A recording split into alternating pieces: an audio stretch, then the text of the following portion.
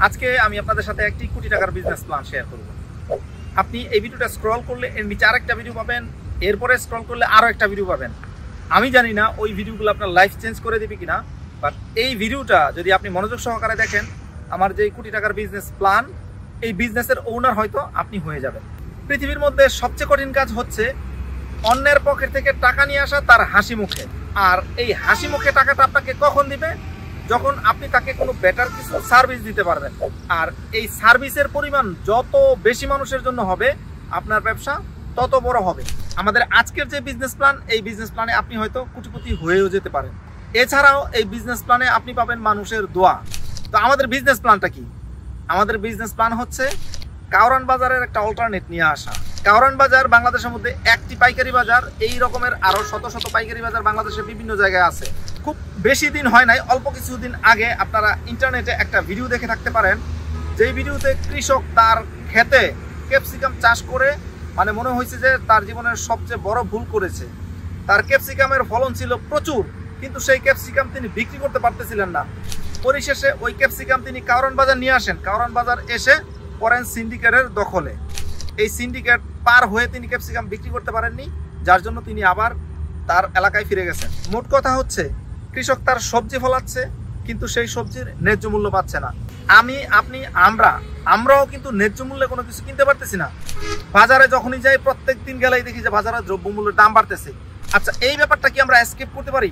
যে কৃষক সবজি উৎপাদন করবে, সেই সবজিটা সরাসরি যে বিক্রেতা তার হাতে এনে দেওয়া যায়। ঠিক এই আইডিয়ায় কিন্তু আলিবাবা দাঁড়িয়ে আছে। সরাসরি উৎপাদক, সরাসরি ভোক্তাতে তারা সমন্বয় করে দিয়েছে। এই কাজটা বাংলাদেশে এখনো শুরু হয়নি। আপনি কিন্তু এই কাজটা করতে পারেন। এইটা যে শুধু আপনাকে ক্যাপসিকাম হতে হবে বিষয়টা এরকমের না। আপনি সবজি নিয়ে তো কাজ করতেই পারেন। এর পাশাপাশি 2024 সালে এসে যখন সব কিছুই ঘরে বসে হচ্ছে, স্টুডেন্টরা ঘরে বসে লেখাপড়া করতে পারতেছে, আমি আপনি ঘরে বসে কেনাকাটা করতে পারতেছি, অথচ বাবুরহাট, এই বাবুরহাটে সপ্তাহে প্রায় 1100 কোটি টাকার বেচা কেনা হয়। এই বাবুরহাটের কেনাকাটা করার জন্য মানুষকে বাবুরহাটে আসতে হয়। আমাদের এই বাবুরহাট নরসিংদীর যে বাবুরহাট, এই বাবুরহাট থেকে কিন্তু সারা পৃথিবীতেই কাপড় রপ্তানি হয়। আপনি এই বাবুরহাটটাকেও অল্টারনেট করার চিন্তা করতে পারেন, যে মানুষ ঘরে বসে থেকে, ধরেন যশোহরের একজন দোকানদার অনলাইনে বসে বাবুরহাট থেকে পণ্যটাকে সে কিনে নিতে পারবে। এতে করে তাকে ওই জায়গায় 2 দিন লাগায় আসতে হবে না। আমি এক ব্যবসায়ীর সাথে কথা বলেছিলাম, তার বাড়ি ছিল রংপুর। তাকে এই বাবুরহাটে আসতে তাকে 2 দিন খরচ করতে হয়। একদিন আসতে হয়, কাজ করতে হয়, তারপরে থাকতে হয়, তারপরের দিন তাকে যেতে হয়। তার মানে হচ্ছে কি, তাকে যদি সপ্তাহে মোকাম করতে হয়, তাহলে সপ্তাহে তাকে 2 দিন বাবুরহাটের জন্য ব্যয় করতে হয়।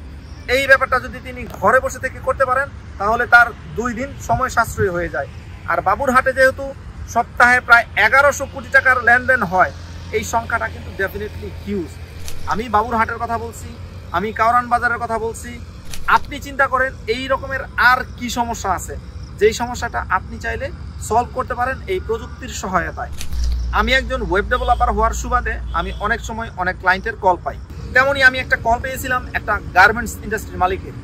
গার্মেন্টস ইন্ডাস্ট্রির ব্যাপারটা হচ্ছে কি, তারা যখন কোনো অর্ডার রিসিভ করে বিদেশি বায়ারদের থেকে, ধরেন 3 লাখ কাপড়ের অর্ডার পাইলো। 3 লাখ কাপড় কিন্তু তারা 3 লাখ তৈরি করে না, তারা তৈরি করে হচ্ছে 3,500,000, 3,700,000, 3,01,000 এইরকম।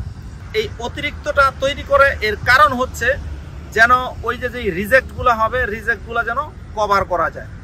এখন ধরেন 3 লাখ প্রোডাক্টের মধ্যে থেকে 3,500,000 তৈরি করেছে, তার 500 কিন্তু পুরোপুরি রিজেক্ট হয় না, তার রিজেক্ট হয় হয়তো 250টা বা 300টা।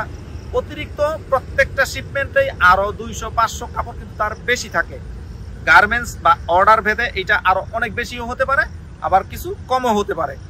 তার এই যে রিজেক্টগুলা সে বস্তা হিসাবে বিক্রি করলে তার কোনো গায়ে বাঁধে না। কিন্তু তার যখন একবারে ব্র্যান্ডেড যে প্রোডাক্টটা, এই প্রোডাক্টটা যখন তাকে বস্তা হিসাবে বিক্রি করতে হয়, তখন তার ইগুতে লাগে। তো এই গার্মেন্টস ব্যবসায়ী চেয়েছিলেন আমি যেন তাকে একটা ওয়েবসাইট বানাই দেই, যেই ওয়েবসাইটে তিনি তার পণ্যগুলা বিক্রি করতে পারেন। এখন ওয়েবসাইট বানাইলেই তো আর বিক্রি হয় না, প্রয়োজন হয় কাস্টমার।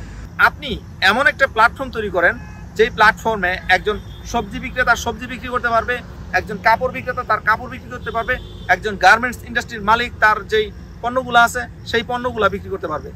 যদি কোনো কারিগরি সহযোগিতার প্রয়োজন হয়, আপনারা আমার সাথে যোগাযোগ করতে পারেন। এই ব্যাপারে আরো বিস্তারিত জানার জন্য আপনারা চাইলে আমার সাথে যোগাযোগ করতে পারেন। এবং এই বিজনেসে আপনি যদি আমাকে সাথে নিতে চান, এই বিজনেসে আমি আপনার সাথে কাজ করতে আগ্রহী। তো আমি এইখানে 3টা আইডিয়া আপনার সামনে তুলে ধরেছি। আপনার মাথায় কি এমন আইডিয়া আছে যেই আইডিয়া নিয়ে কাজ করা যেতে পারে? আইডিয়া মাথায় থাকলে লাভ নাই, আইডিয়াটাকে অ্যাকশনে নিয়ে যেতে হবে। তো আপনার আইডিয়া আপনার হয়তো মাথায় আছে, এইটা আরেকজনের সাথে শেয়ার করলে তার সাথে মিলে হয়তো আপনি অ্যাকশনে যেতে পারেন। যদি কোনো কারিগরি সহযোগিতার প্রয়োজন হয়, যেমন ওয়েবসাইট, অ্যাপস, ডিজিটাল মার্কেটিং, তাহলে আমাদের র্যাপিড আইডির সাথে থাকতে পারেন। র্যাপিড আইডি হচ্ছে বাংলাদেশের ই-কমার্স উদ্যোক্তাদের জন্য ওয়ান স্টপ সলিউশন। সবার সুস্বাস্থ্য কামনা করে ভিডিওটি এখানেই শেষ করছি।